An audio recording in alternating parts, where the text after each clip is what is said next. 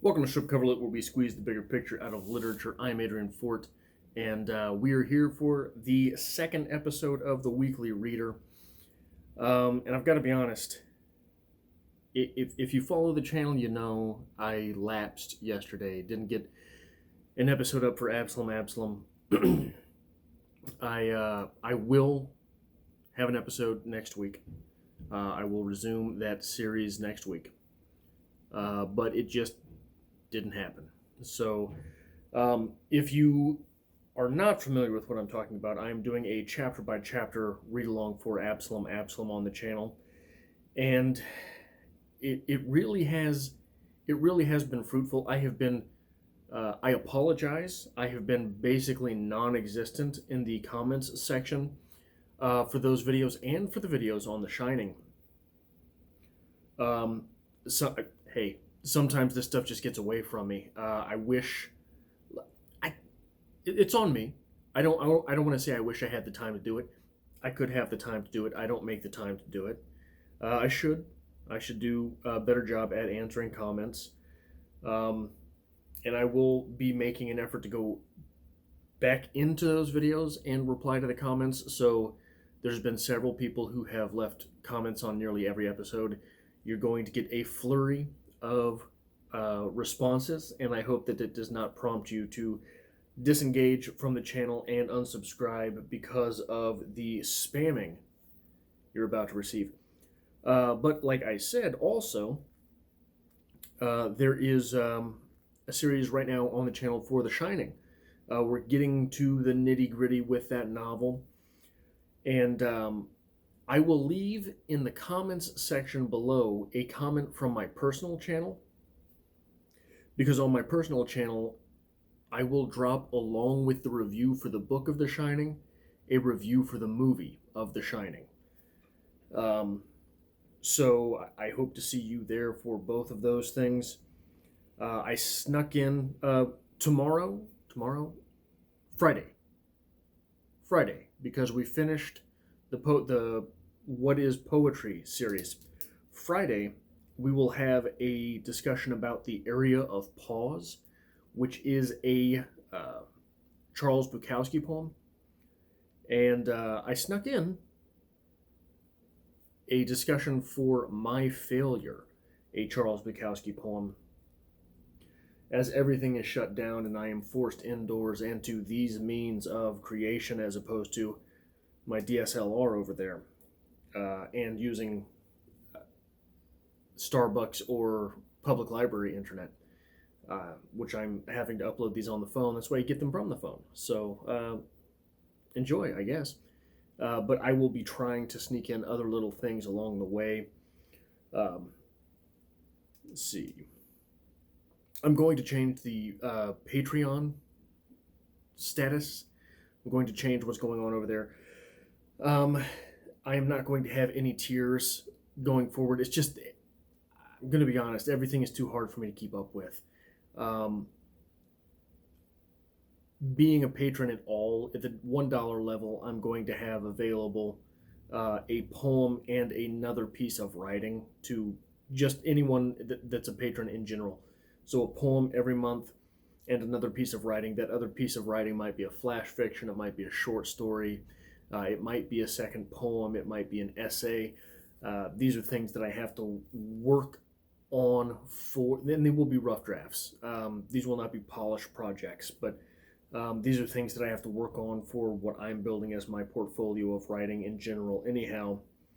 So I'm gonna throw those up there. I'm not going to treat it so much like a subscription as sort of a tip jar going forward. So along with that, on my personal channel, I want to put this up there real quick, and I apologize again for the mirrored image that is going to come across because, like I say, I am recording on a phone. I am going to be starting nonfiction on my personal channel. Again, I will pin a comment in the comments. Sorry guys, I'm sort of frazzled today. It's pretty late for me now. I got to go do my tax stuff. But I will pin a comment in the comment section. I'm going to start doing nonfiction on my personal channel, and I have a tweet at Adrian Anyway or at Stripped Cover, where I'm asking people to vote on what they want me to do for my first read-along series on that channel. Meditations by Marcus Aurelius, The Moral Landscape by Sam Harris, or, and this is the one that I'm hoping for, Leonardo da Vinci by Walter Isaacson. So if you want to have a say in that, head over to Twitter and let me know there. Along for extra reading that I've also done as well, in addition to the My Failure poem that I snuck in on the channel. I got another short story in from Shirley Jackson. This one is called Arabian Nights. Arabian Nights is the name of a club. It's the name of a club. Alice was 12. To be precise, Alice was 12 and a day when she went to a famous nightclub with her mother and father and Mr. and Mrs. Carrington. The Carringtons were friends of her family's and had just arrived that day from Chicago. So Alice was 12 years old yesterday, Mr. Carrington had said, looking down at Alice and grinning. Do you think that calls for a little celebration? Mr. Carrington was big and cheerful and red-faced. When he said a little celebration, it meant he wanted to spend money and show someone a good time. All these short stories in this collection, they are so slick. They are so smooth. They are so sly. There is so much going on in all of them, and it is the themes in Shirley Jackson's writing are such that once you begin to look at them, they are indelible. But if you don't care to look for them, if you decide to just read the short story as a short story and be entertained, they're really good for that too. That's what makes them so slick. But once you decide, hey, I want to take this story a little more seriously, you've got to take it real serious.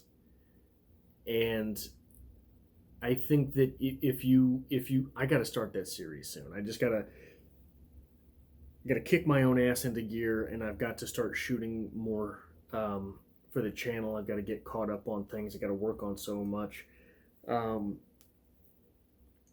But it is, wow. The short stories that Shirley Jackson wrote, every one that I've read. I've also read 2 of her novels, and her novels are good. Her novels are that I've read. Haunting of Hill House and We've Always Lived in the Castle. Very solid, very good. Definitely worth reading, definitely worth rereading. Definitely things that I want to revisit at some point in time. But her short stories are masterworks. Just masterworks. I cannot overstate how good I think Shirley Jackson is. I want to give. So I've been going through the Penguin Book of the First World War Poetry, and I came across a poem by John McCrae, with which I am familiar. But these times have made me look at this much differently. I was watching an interview with Eric Weinstein by Lex Friedman, the second on his channel. Came out just a couple days ago, I think. And Lex Friedman kept talking about how all of the stories he'd heard of World War II made him think of this pandemic in those terms.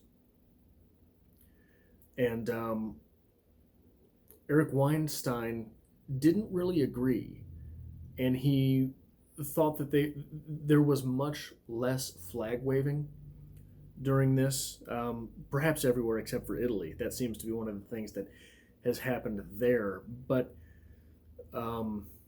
es brutal, right? This has been a world-changing event and we are still waiting to understand exactly how. But that is not to say, I don't think, and I don't think that, I haven't watched the entire interview yet, the entire conversation, but I don't think that Eric Weinstein really argues against the fact that there are some parallels to be had between this event and warlike scenarios. Certainly, those are there. But I think he's right in that this doesn't really remind me of any of the history I know about World War II, save for the fact that I think the Chinese government's secrecy and suppression of things reminds me a lot of the Nazi movements. I think there's a parallel there. And the fact that so many people have suffered in secret because of it. I think that there are definitive parallels there. But for me, this sort of thing reminds me more of World War One. And I think a lot of that is because of the disillusionment that is happening right now. There were so many fierce ideologies heading into this pandemic, and many of those movements have been at least temporarily squelched because, hey, wake up, morons, people are dying. Your little facet of a promotion, your little facetious facade, your little tweeting on Twitter does not matter in the face of this, because you could have a fever on Friday and be dead by Sunday. And I think that a lot of that is very sobering, much in the same way, and very, it causes disillusionment with facades that people have constructed, have erected. Much in the same way that one of the early, I don't remember which battle it was, someone surely knows, early battles of World War One, it was a German scientist who, with the zeal of nationalism, rolled out onto the battlefield chemical warfare. Hearing of this, Albert Einstein basically swore off not only nationalism, but also German nationalism, but also any ideas about supporting the temperament of war. But also, from that moment on, at least to my reading of Einstein's life, and my reading of another Walter Isaacson biography, hint, hint, they're pretty good if you want to go vote for that, sort of at that moment swore off being connected to anything. He used oftentimes this term, he was a citizen of the world. I think that was a very classy way to say, stay the hell away from me. I will engage with you when I decide. Because he was, despite the fact that he was very entertaining, he was very disengaged from much of society.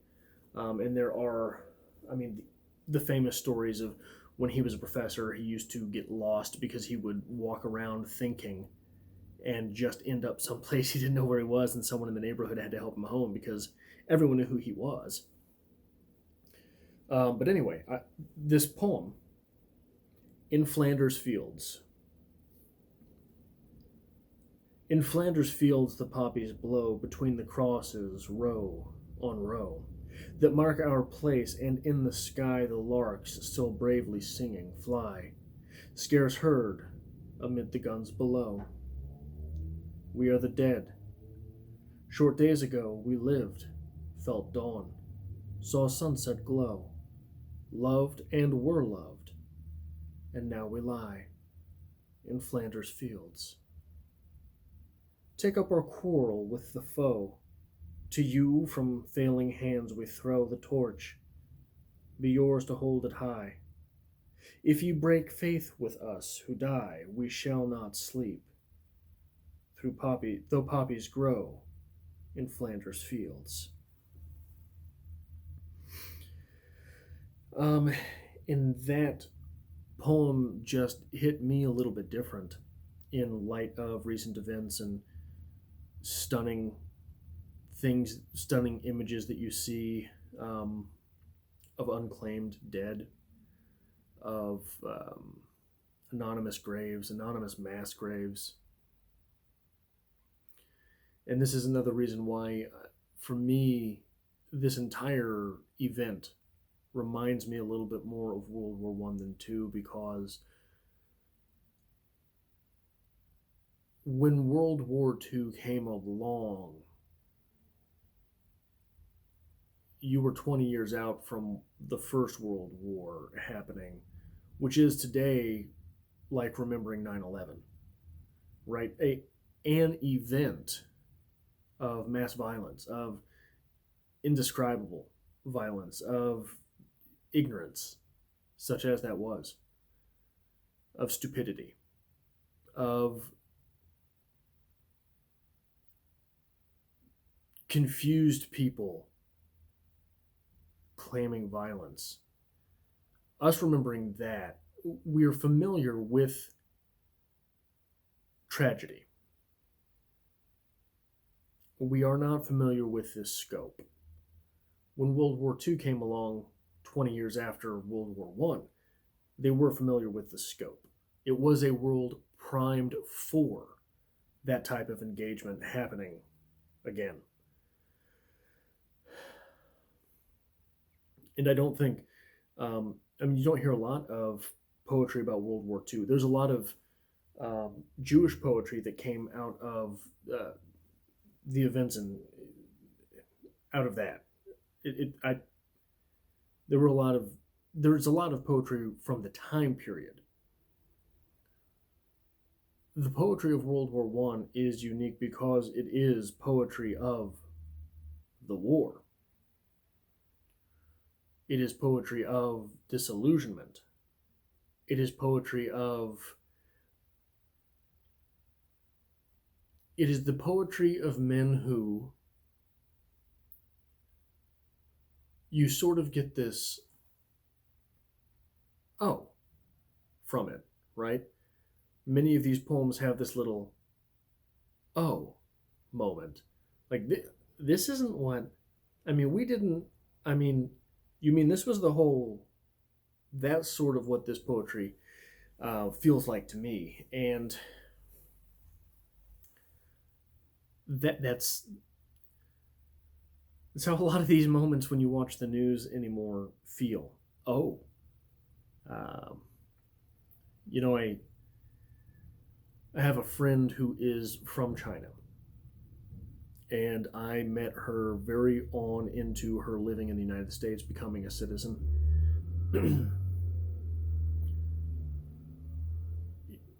And she was in my math class. And one day when I was driving to school, I noticed her walking, didn't know. And it was cold. And so I was like, hey, do you want to ride? And luckily, I sat close enough to her that I recognized her from class. She recognized me. And we started a friendship. And I would help her with her English papers. And I remember one day, this girl had nothing. This girl was working a rough job and was walking to and from school, walking to and from work, and was staying up crazy hours because English was her second language. So she would take notes. She would sit in class, listen to English, take notes in Chinese, transcribe those back to English to be able to answer questions for homework. And I was sitting there one day helping her with one of her papers in the library. And she basically started crying. And she said, I asked her what was wrong, and she said, I knew it wasn't true. I said, what do you mean? And she said, in China, every day, the newspaper says something horrible about the United States.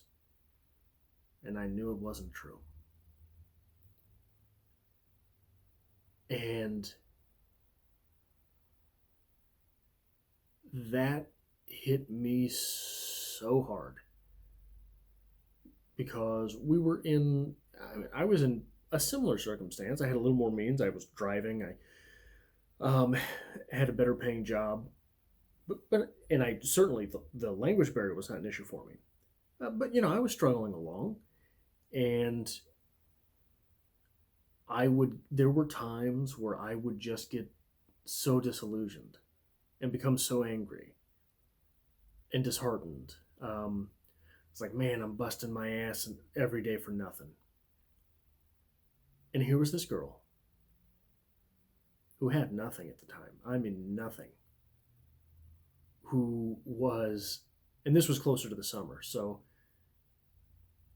if the days that I did not drive her to, she'd be sweaty at school, she'd be sweaty at work, she would, then, so you wake up and you walk to school, you walk to college, which they did a good job being able to find a place equidistant from work and school, basically a mile each way. But that's not the easiest thing to do in the morning, She would wake up and she would have an 8 a.m. class. So she'd have to start walking 7:30. She's got to wake up at 6:30. Have classes till 11, noon. Walk home. Get dressed. Walk to work. Work till 10. Walk home.